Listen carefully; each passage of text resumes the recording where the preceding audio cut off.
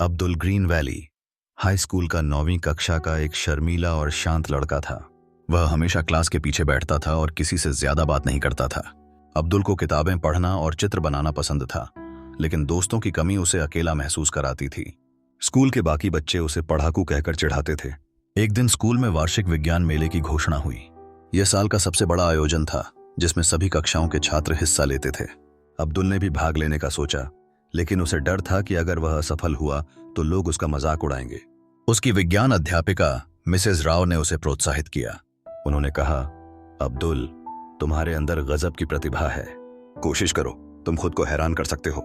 कई दिनों तक सोचने के बाद अब्दुल ने पवन ऊर्जा विंड एनर्जी पर आधारित एक मॉडल बनाने का फैसला किया।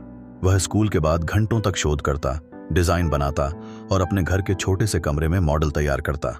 उसके माता पिता ने उसका पूरा साथ दिया, हालांकि उन्हें भी चिंता थी कि आलोचना से अब्दुल कैसे निपटेगा। विज्ञान मेले का दिन आ गया। अब्दुल अपने मॉडल के पास खड़ा था, थोड़ा घबराया हुआ। छात्र और शिक्षक उसकी प्रदर्शनी को देखने आए। कुछ बच्चे उसका मजाक उड़ाते हुए कहने लगे कि उसकी विंड टरबाइन खिलौने जैसी लग रही है। लेकिन जब जज उसकी प्रदर्शनी के पास आए तो अब्दुल ने आत्मविश्वास के साथ समझाया कि पवन ऊर्जा कैसे ग्रामीण क्षेत्रों में घरों को बिजली प्रदान कर सकती है। उसकी प्रस्तुति स्पष्ट, जोशीली और नए विचारों से भरी हुई थी। सभी को हैरान करते हुए अब्दुल को पहला पुरस्कार मिला। जजों ने उसकी रचनात्मकता और व्यावहारिक दृष्टिकोण की तारीफ की।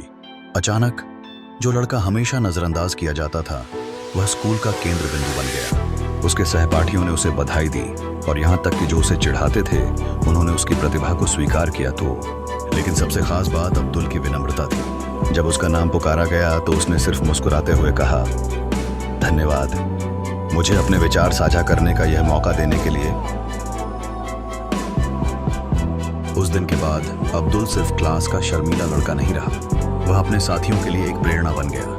यह याद दिलाते हुए कि सबसे शांत आवाजें भी सही अवसर मिलने पर सबसे प्रभावशाली हो सकती हैं। और अब्दुल के लिए उसने अपने अंदर की सबसे बड़ी ताकत खोजी, खुद पर विश्वास।